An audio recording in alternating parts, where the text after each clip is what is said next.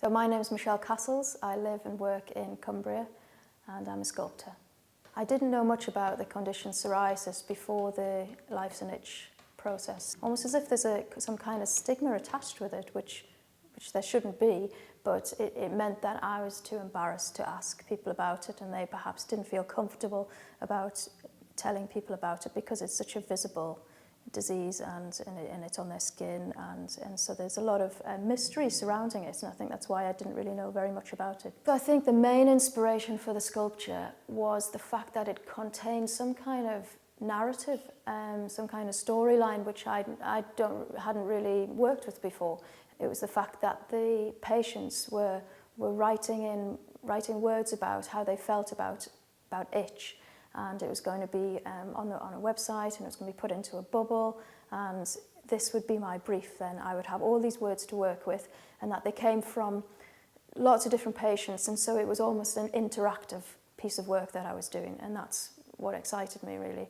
First of all, I had to think about the overall pose of the figure. It had to sort of give the impression that he was tormented, that he was in some kind of pain, perhaps that he was just there was a discomfort there, and so the pose I chose was his back is taut, it's kind of arched, it's strained, he's not relaxed, you can see that straight away.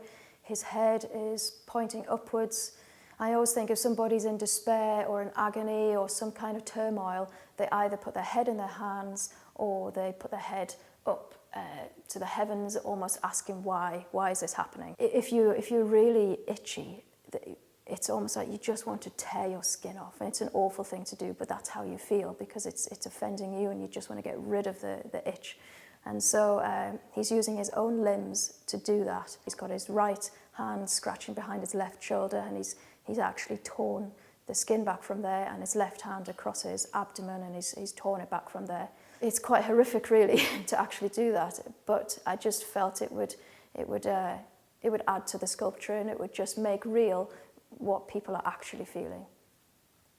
So then I felt I needed to incorporate the text into the sculpture. I've never actually done that before, so I experimented a bit with copper wire, and I thought that the copper would provide a contrast to the rest of the stainless steel because it's pink and it's almost flesh-like, and it would be natural to be seen sort of under the skin.